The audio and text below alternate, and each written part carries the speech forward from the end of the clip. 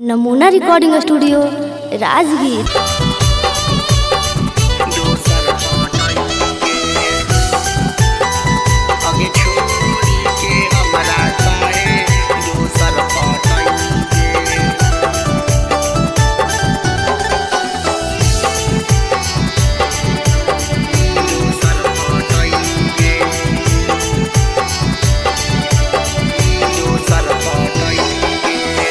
हमारा में कमी की हौ काहे ना बतैनी गे। हमारा में कमी की हौ काहे ना बतैनी गे। अगे छोड़ी के हमारा काहे दोसर पटैनी गे। अगे छोड़ी के हमारा काहे दोसर पटैनी गे।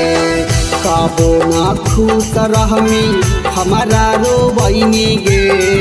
कबो ना खुश रहमी हमारा रोबैनी गे। अगे छोड़ी के हमारा काहे दोसर पटैनी गे। अगे छोड़ी के हमारा काहे दोसर पटैनी गे।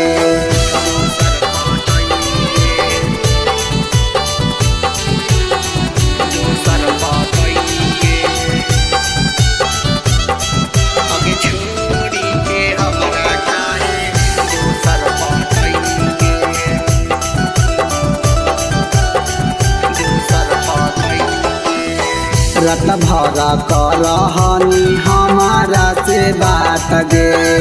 कैसे अब कटतै जान तोरा बिना रात गे। अगे फांसी लगा के मार जीबगे। रत भरा करहनी हमारा से बात गे। कैसे अब कटतै जान तोरा बिना रात गे।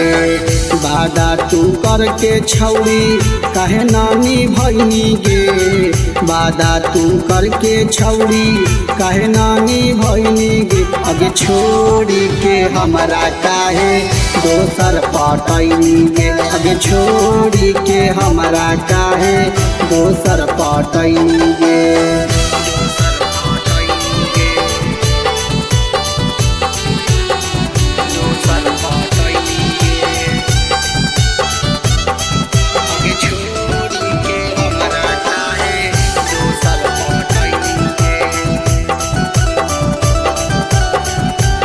Recording studio Rajgir. तोरे चलते गाँव घर में होलिया बदनाम गे। बनल जतिया छौड़ी हो गेलौ नीलाम गे। अगर छौड़ी सुन गे। तोरे चलते गाँव घर में होलिया बदनाम गे। बनल जतिया छौड़ी हो गेलौ नीलाम गे।